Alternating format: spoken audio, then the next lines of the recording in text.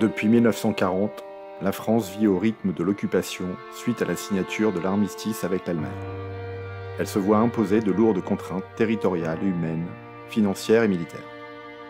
La République est remplacée par le régime de Vichy, dirigé notamment par Philippe Pétain, François Darlan et Pierre Laval. Le maréchal Pétain décide d'entamer une collaboration avec l'Allemagne nazie dans les domaines économiques, politiques et militaires. Les principales mesures de cette collaboration sont le service du travail obligatoire, STO, imposé à toutes les personnes majeures vivant sur le territoire français, afin de contribuer à l'effort de guerre allemand, ainsi que la mise en place d'une milice chargée de participer à la traque des résistants et à l'arrestation des Juifs en zone libre notamment. Le 6 juin 1944, les troupes alliées débarquent sur les plages normandes à l'occasion de l'opération Overlord. Très vite, les Allemands sont submergés par les batailles menées par les Alliés et doivent se replier dans un désordre sans précédent. En parallèle du débarquement, la résistance française est sollicitée pour détruire les infrastructures routières et ferroviaires, tout comme les moyens de communication. L'addition de ces événements crée une tension entre la population française et les Allemands. Ces derniers vont mener de nombreuses arrestations et exécutions pour tenter de maintenir l'ordre à l'intérieur du territoire. Les troupes d'occupation vont commettre de nombreuses bavures. Parmi celles-ci, on peut citer les massacres de Tulle et d'Oradour-sur-Glane, qui ont eu lieu respectivement les 9 et 10 juin. Localisé dans le département de l'Indre-et-Loire, à une quarantaine de kilomètres au sud de Tours, Maillé est un village essentiellement agricole. Coincé entre la Vienne et le plateau de Sainte-Maure, la commune se situe sur le tracé de la ligne ferroviaire Paris-Bordeaux et de la route nationale 10, ce qui fait d'elle un axe majeur de communication. Depuis la capitulation de la France, comme une majorité de communes, le village doit composer avec l'occupant allemand et la présence quotidienne de près de 150 soldats chargés de surveiller la ligne de démarcation située à proximité. L'occupant impose de nouvelles règles aux habitants, comme par exemple le balayage obligatoire des rues du bourg chaque matin, la réquisition de tous les logements inoccupés ou encore la présence d'hôtes obligatoires dans certaines familles. Malgré tout, l'occupation en fait, se passe relativement bien pendant les 4 années d'occupation, tout simplement parce que les soldats qui occupent Maillé ou qui sont dans le camp de Nouâtre à proximité ne sont pas des nazis convaincus. Pour la plupart, ils attendent qu'une chose, c'est repartir en Allemagne, faire leur vrai métier, s'occuper de leur famille. Et puis, ils ont bien conscience qu'en fait, la Touraine, c'est quand même des vacances par rapport à d'autres lieux, notamment par rapport au front de l'Est.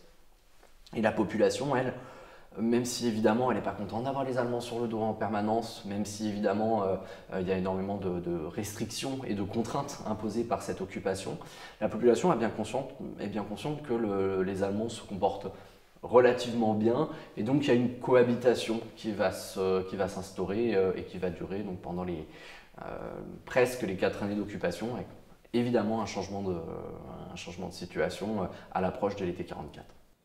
Cette relative cohabitation n'empêche pas le développement de maquis et de mouvements de résistance locaux, à l'initiative notamment de l'abbé Henri Péan. Différentes personnalités de la région sont arrêtées par la Gestapo, ce qui laisse croire aux troupes occupantes que la majorité de la population est acquise aux résistants. Pendant la majeure partie du conflit, de toute fin de l'année 1940, début 1941, jusqu'au début de l'année 1944, on va avoir dans le secteur un réseau important aux actions de résistance multiples, qui est le réseau du curé Péan. C'est un réseau qui va qui va être créé par opportunité en raison de la présence de la ligne de démarcation à proximité. C'est-à-dire que quelqu'un comme le curé Péan, qui veut s'engager dans la résistance, qui veut faire quelque chose contre les Allemands, va commencer par aider des fuyards, aider des fugitifs à passer la ligne de démarcation. Et de fil en aiguille, ces personnes, et on va retrouver les mêmes profils tout le long de la ligne de démarcation, de fil en aiguille, ces personnes se rendent compte que pour passer la ligne de démarcation, c'est plus facile avec des faux papiers. Donc le curé Péan va monter un réseau de faux papiers en s'appuyant sur des secrétaires de mairie du secteur. Et puis, quand vous commencez à vous engager dans la résistance, généralement, vous allez être sollicité pour faire du renseignement. Le réseau Péan va faire du renseignement, et ainsi de suite, jusqu'à diriger des parachutages d'armes. Il n'empêche que le réseau Péan est toujours resté un réseau d'action clandestine et n'est pas passé à la lutte armée. À partir surtout du printemps et de l'été 44, Encore une fois, comme partout sur le territoire français, le secteur, le sud Touraine, voit se multiplier les maquis, les groupes de résistants avec cette fois une vocation armée, une vocation militaire. Les plus célèbres, les plus actifs dans le secteur, ce seraient les maquis Césario, Épernon, Contifrélon évidemment. Je ne peux pas faire cette énumération sans citer le maquis Le Cause, même si c'est un maquis qui a une histoire et une mémoire très particulière. Et donc ces maquis vont multiplier les sabotages, embuscades dans le secteur, les attaques de convois ou de bâtiments occupés par les Allemands. Et encore une fois, il n'y a pas une spécificité et une intensité particulière de la résistance dans le sud de l'Indre-et-Loire par rapport à d'autres zones. Je pense par exemple à l'Indre, je pense par exemple au Cher, ou même évidemment à d'autres régions particulièrement marquées par la résistance, telles que le Vercors. Il n'y a pas une intensité particulière dans la résistance dans le sud Touraine. Certains membres de cette résistance locale sont à l'origine d'un accrochage probablement fortuit au nord de Maillé, la veille du massacre. La veille du massacre, le 24 août 1944, on sait qu'il y a eu une embuscade, il y a eu un accrochage entre un groupe de résistants et 2 véhicules allemands. On sait qu'il y a eu cet accrochage, mais il faut quand même préciser qu'on a très peu d'éléments sur ce qui s'est passé précisément. On a quelques témoignages, mais qui ne sont pas témoignages d'enfants par exemple, donc ce n'est pas d'une fiabilité exceptionnelle. Et puis on a très peu de sources d'archives sur cet accrochage. On sait que des Allemands circulaient dans le secteur ce soir-là, et puis des résistants étaient dans une ferme, alors soi-disant pour chercher du ravitaillement. Je suppose, ou en tout cas je soupçonne que ces résistants avaient plutôt pour intention de saboter un pont de chemin de fer qui se situe juste à proximité de là où ces résistants s'étaient arrêtés. Toujours est-il que quand ils aperçoivent les 2 voitures allemandes qui débouchent à plusieurs centaines de mètres de la ferme dans laquelle ils sont, ces résistants sortent un fusil mitrailleur, le mettent en batterie et vont tirer dedans. Le mot embuscade colle pas parce qu'en fait, c'est pas quelque chose qui a été préparé, c'est pas quelque chose qui a été anticipé. Ils n'avaient pas volonté de piéger les Allemands à cet endroit-là. C'est vraiment l'opportunité de voir un véhicule allemand qui fait qu'ils vont tirer dedans.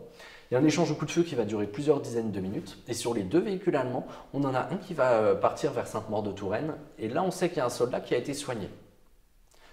Le bilan, si on s'appuie sur les archives, le bilan de cette fusillade, c'est uniquement un soldat blessé. On n'a pas de preuve qu'un soldat ou qu'un officier allemand ait été tué le 24 août au soir à côté de Maillé. Pour ma part, je pense qu'il n'y a pas eu de mort. Je n'ai pas de preuve pour l'affirmer, mais je pense qu'il n'y a pas eu de mort pour plusieurs raisons. Mais néanmoins, la mémoire locale, la rumeur rurale dit qu'il y a un officier allemand qui aurait été tué et un autre grièvement, voire mortellement blessé. Mais encore une fois, pour ces éléments-là, on n'a pas de preuves. Sans attendre, le responsable du poste allemand de Sainte-Maure-de-Touraine informe de l'incident le commandant militaire de Tours. D'autres échanges sont probablement intervenus entre ce dernier et le commandement de Châtellerault en vue de représailles. La nuit sera marquée par différentes actions des Allemands, telles que des tirs de rafales et des jets de grenades afin d'intimider la population. À l'aube du 25 août, les habitants sont réveillés par une attaque aérienne britannique visant un train militaire ainsi qu'un convoi de canons allemands. Peu après, un groupe de SS originaire de Châtellerault arrive dans les environs du village et se camoufle dans les bois de peur d'être la cible d'une seconde attaque. Le premier acte du massacre se déroule vers 7h30 à proximité du parc d'Argenson. Julien Chepp, qui circule à vélo pour se rendre à son travail, est abattu. Dès 8h30, les soldats débutent la tuerie par la liquidation et la destruction de la ferme de la Heurtelière. De nombreuses autres habitations du bourg subissent rapidement le même sort. Peu avant 13h, les Allemands évacuent le village tout en maintenant son encerclement pour le garder isolé. 1 heure plus tard, le canon de défense anti-aérienne positionné sur une colline proche du centre de Maillé débute sa pluie d'obus. La partie nord du village, jusque-là épargnée, est anéantie. Au matin du 26 août, les Allemands libèrent les voies d'accès au village. Les secours peuvent enfin intervenir pour soigner et évacuer les nombreux blessés vers les hôpitaux de Sainte-Maure-de-Touraine et de Montbazon. Malheureusement, pour beaucoup de villageois, il sera trop tard. Le recensement dénombrera au total 124 victimes sur les 500 habitants de la commune, dont les corps seront inhumés dans une fosse commune du cimetière dès le 27 août. Pendant très longtemps, la justification d'un tel drame a été de le considérer comme une action de représailles suite à l'incident de la veille. Cette thèse a notamment été corroborée par la découverte de billets laissés sur les victimes par les Allemands, avec la mention « C'est la punition des terroristes et leurs assistants ». Toutefois, en étudiant cet événement sous un angle plus large, une autre lecture est possible. Très souvent, on a voulu voir le massacre comme une simple opération de représailles par rapport au sabotage ou à la fusillade, les sabotages qui ont eu lieu au mois d'août 1944 sur la ligne de chemin de fer, ou à la fusillade qui a eu lieu le 24 août au soir, la veille du massacre. Si on compare le nombre de sabotages qui ont lieu à Maillé ou dans les environs par rapport au nombre de sabotages qui ont lieu à l'échelle de la France, il n'y a pas plus d'actions de résistance sur la ligne de chemin de fer à Maillé qu'ailleurs. Et puis si on regarde la fusillade qu'il y a eu le 24 août au soir, il y en a un nombre incalculable sur le territoire français à ce moment-là, qui ne donne pas une importance particulière à cette fusillade par rapport aux autres. Je crois que si on veut essayer de comprendre le massacre de Maillé, il ne faut pas se cantonner à une lecture locale de l'événement, il faut essayer de regarder à l'échelle nationale quels sont les facteurs qui peuvent expliquer qu'il y ait des massacres de population civile. Et on voit vite que ce n'est pas parce qu'il y a plus de résistance dans un endroit qu'il y a des massacres de population civile. Des massacres avec des femmes et des enfants qui sont inclus dans le panel de victimes, avec plus de 30 victimes. Il y en a 9 sur le territoire français. Maillé est un des plus gros massacres d'Europe de l'Ouest et c'est le deuxième plus gros perpétré sur le sol français. Donc je crois qu'il ne faut pas chercher à lier action de la résistance et massacre de civils. Par contre, il y a un élément qui fonctionne. Tous ces massacres de population civile ont un point commun. Il n'y en a qu'un seul qu'on peut écarter, c'est un massacre qui a lieu à côté de Brest en Bretagne. Ils ont tous un point commun, c'est qu'on a systématiquement les mêmes profils d'unités, les mêmes profils d'officiers dans la chaîne hiérarchique présente dans le secteur. Vous avez toujours d'anciens officiers ou d'anciennes unités qui ont été sur le front de l'Est, qui ont servi sur le front de l'Est pendant plusieurs mois. Et il se trouve que sur le front de l'Est, les massacres de population civile, femmes et enfants compris, c'était quasiment quotidien. J'ai une unité en tête, je crois qu'en 9 mois à 500, ils massacrent 40 000 personnes, pour vous donner un peu l'intensité des massacres là-bas. Eh bien, ces unités, quand elles reviennent en France, dans un certain contexte, elles vont s'autoriser à tuer des femmes et des enfants. Donc ça, c'est un élément. Il vous faut aussi toujours des unités particulières, unité Panzergrenadier ou unité Waffen-SS, qui sont des unités qui se considèrent comme unités d'élite, et qui, si on leur dit il faut être capable de tuer des femmes et des enfants, si on leur dit il faut frapper fort, dans leur culture de la dureté, ils vont être jusqu'au boutiste dans la violence. C'est-à-dire que ça ne va pas leur poser problème de tuer des femmes et des enfants en disant voilà, si on nous a donné l'ordre d'éliminer ces gens-là, il est hors de question de flancher. Voilà, quand vous avez cette chaîne hiérarchique-là, vous avez un baril de poudre qui est posé. L'existence d'une telle chaîne hiérarchique est certes présente sur la région, mais également dans bien d'autres endroits sur le territoire français. On peut alors se demander pourquoi Maillé a connu un sort différent des autres. Et puis ensuite, il vous faut un contexte. Et le contexte, c'est mai-juin 1944, dans les semaines qui précèdent le débarquement ou qui le suivent, et puis août 1944, où les Allemands ont besoin de rétablir leur autorité sur le territoire français. C'est-à-dire que concrètement, ils sont dans un moment où ils ont besoin d'éviter que la population se soulève contre leurs troupes. Ils ont besoin d'éviter que la résistance se développe et ne mette en péril la situation militaire en France pour l'armée allemande. Et donc, à certains endroits, on va avoir une intensification de la répression avec des fusillades d'hommes massives, parfois plusieurs dizaines, voire même parfois une centaine d'hommes fusillés ou pendus. Vous allez avoir plusieurs dizaines ou plusieurs centaines d'hommes qui vont être déportés. Mais il se trouve que quand on a cette chaîne hiérarchique particulière dont j'ai parlé juste avant, eh bien là, on peut avoir une opération de répression qui va tomber dans le massacre de populations civiles, femmes et enfants compris. L'idée étant de terroriser la population, terroriser la résistance pour s'assurer le calme dans une région et éviter que la population ou la résistance se mette à tirer sur les soldats allemands. Et donc, pour en terminer sur ces raisons du massacre, à mon sens, les actions qui ont lieu à Maillé ou dans le secteur vont servir de prétexte. On a en Touraine, avec le Feldkommandant Stenger, avec la présence du Feldersatz-Bataillon SS qui est basé à Châtellerault, on a en Touraine cette chaîne hiérarchique qui est posée, ce baril de poudre qui est posé. Arrive l'été 44, le août 44, où les Allemands ont besoin de continuer à évacuer leurs troupes par les axes de communication qui passent dans le secteur. Eh bien, on fait le choix, dans ce village là, à Maillé, où il y a eu quelques actions, de frapper un grand coup. Mais les actions de résistance qui ont eu lieu le 24 août ou dans les semaines qui précèdent vont être un prétexte permettant de dire oui, mais regardez, nous on ne voulait pas massacrer la population. Mais ils l'ont cherché, les résistants nous ont tiré dessus, les résistants ont saboté la ligne, ils ont été aidés par la population, et donc notre réponse est légitime. Les Allemands ont besoin d'avoir un prétexte, ont besoin d'expliquer, de remettre la faute sur la résistance, et donc ils ne peuvent frapper que dans des endroits où ils ont ces actions qui vont pouvoir légitimer, selon eux, leur action et leur massacre. Grâce aux dommages de guerre financés par l'État, le village de Maillé commence rapidement sa longue reconstruction, qui ne sera pas sans susciter quelques jalousies et incompréhension au sein des habitants. Une reconstruction de Maillé qui a été très longue. Très long, mais un peu comme partout, hein, puisque les derniers coups de peinture liés à la reconstruction sont de 1960. Donc il aura fallu presque 16 ans pour vraiment terminer la reconstruction. Néanmoins, la majorité des personnes vont être logées entre 52 et 53, toutes les personnes sont relogées. Néanmoins, pendant ce temps-là, les gens vivent de façon provisoire, dans des baraquements, dans des maisons qui ont brûlé où on a rajouté des tôles sur le toit, etc. Une grande partie de cette reconstruction a été reprise entièrement en charge par l'État, puisque seul, pour tout bien détruit pendant la guerre, pouvait apporter un dommage de guerre et pouvait être reconstruit. Donc on va refaire un village modèle. L'idée de faire de Maillé, c'était de faire un nouveau village modèle, au nec plus ultra de la technologie de l'époque, très moderne, c'est-à-dire qu'on mettait des salles de bain, qu'il y avait des toilettes dans les maisons, qu'il y avait une arrivée d'eau. On faisait également des fermes modèles. Tout devait être extraordinaire, il fallait reconstruire en beau.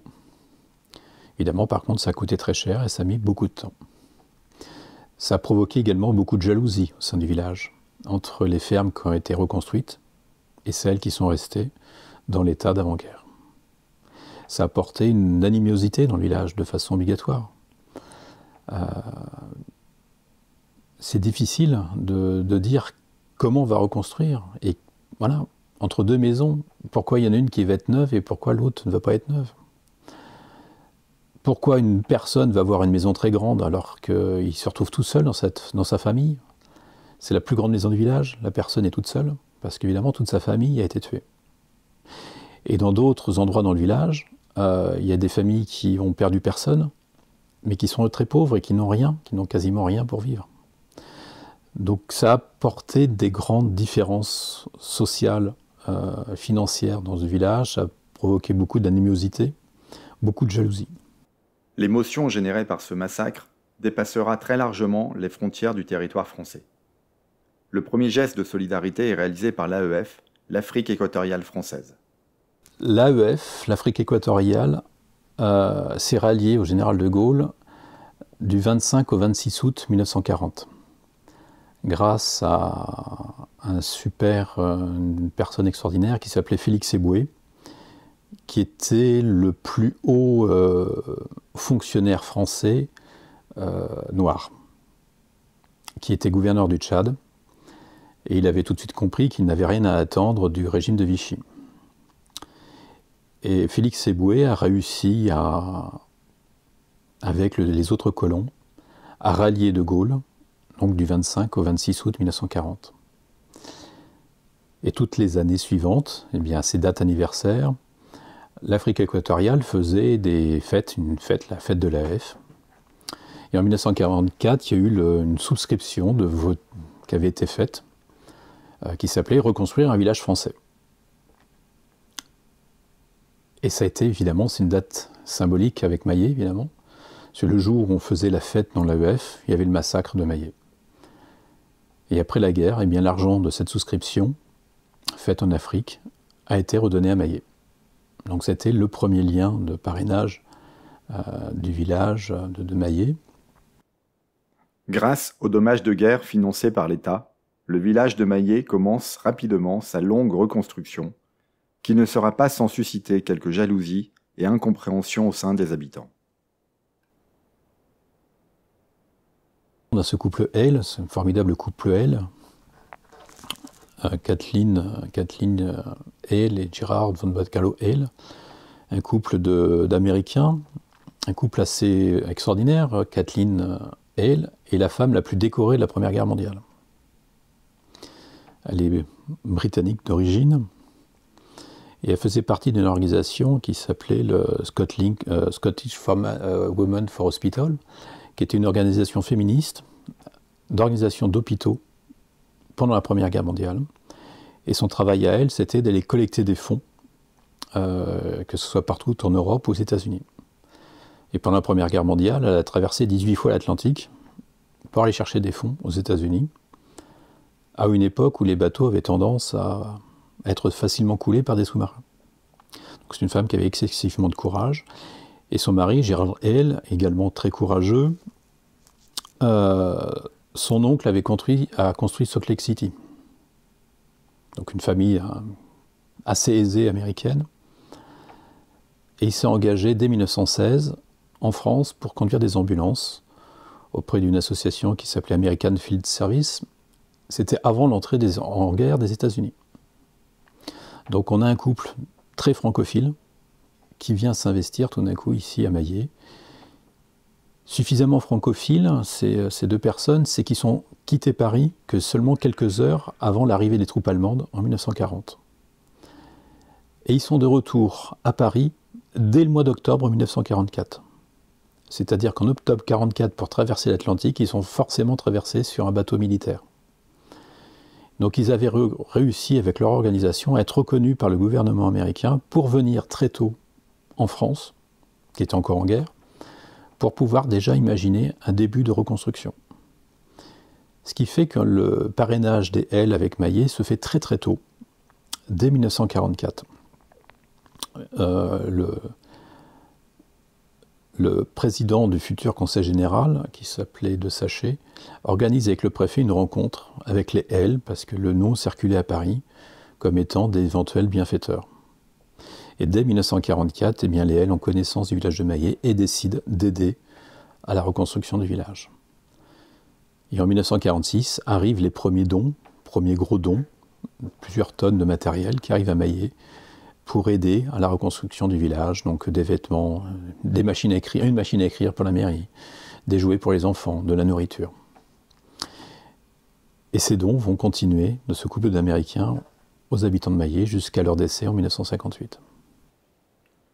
Dès le jour du drame, un procès-verbal est rédigé par les gendarmes de Sainte-Maure-de-Touraine, mais il apparaît très vite insuffisant et erroné sur de nombreux points. L'enquête menée par le service de recherche des criminels de guerre ennemis ne permettra malheureusement pas d'identifier l'unité allemande responsable du massacre, faute de preuves. Très vite, la justice française conclut qu'il ne sera pas possible d'identifier l'unité responsable du massacre et donc que le massacre a été perpétré par des unités en déroute, des troupes hétéroclites ramassées par un officier lambda et conduites à Maillé pour faire ce massacre. Ensuite, l'enquête va essayer d'identifier les officiers qui auraient pu participer dans la chaîne hiérarchique, qui auraient pu organiser et participer à ce massacre. Et les différents témoignages concordants permettent d'identifier un seul sous-officier, le sous-lieutenant Schluter, qui était basé à Sainte-Maure-de-Touraine au moment du massacre. Lui, on sait qu'il était à Maillé le 25 août 1944. Et grâce à quelques témoignages, ce sous-lieutenant va être identifié en Allemagne, interrogé par la justice, par des gendarmes français, et conscient que l'étau était en train de se resserrer, conscient qu'il risquait d'être arrêté, le sous-lieutenant Schluter a cherché à gagner du temps et a cherché à détourner la justice, les gendarmes français de son cas, et il a eu le temps, grâce à ça, de s'enfuir, de disparaître, soi-disant en Allemagne de l'Est, et il est mort en 1965 sans jamais avoir pu être retrouvé, arrêté et purger sa peine. Donc néanmoins, son interrogatoire a lieu à la toute fin des années 40 de mémoire, je dirais 1949.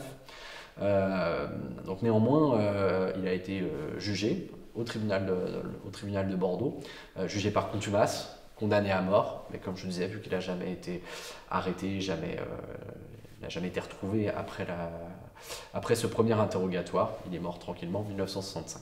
Et donc l'enquête française a été close tout simplement par prescription, Et donc aujourd'hui, je peux vous dire qu'il n'y aura pas de... La justice française ne punira jamais le massacre de Maillet. Au début des années 2000, un procureur allemand spécialisé dans la recherche des crimes de guerre nazis est informé de la projection en Allemagne d'un film retraçant le drame de Maillet. Il décide d'ouvrir une enquête pour tenter d'élucider l'identité des auteurs du massacre. À défaut de preuves irréfutables, la justice allemande a également classé sans suite l'enquête. La tragédie de Maillet restera donc impunie, même si la recherche de la vérité continue. À toute fin du mois de juin 2021, nous avons reçu un document inédit, on n'en avait pas connaissance avant, qui nous permet maintenant d'affirmer que le massacre a été perpétré par ce Fellersatz-Bataillon SS, tout simplement puisque ce document est un témoignage de soldats allemands auprès de soldats américains, un soldat allemand qui a été fait prisonnier, et qui dit auprès de soldats américains qu'il appartenait à une unité qui a commis un massacre, donc il appartenait à une unité, le Fellersatz-Bataillon 17, qui a commis un massacre au sud de Sainte-Maure-de-Touraine le 23 ou le 24 août 1944. Donc il y a une erreur de date, mais il est indéniable que c'est forcément du massacre de Maillet qu'il s'agit, et donc il signe la participation du Fellersatz-Bataillon de la 17e Götz-von-Berlichingen dans le massacre de Maillet. Près de 80 ans plus tard, le drame de Maillet demeure dans les mémoires et ressurgit ponctuellement dans l'actualité.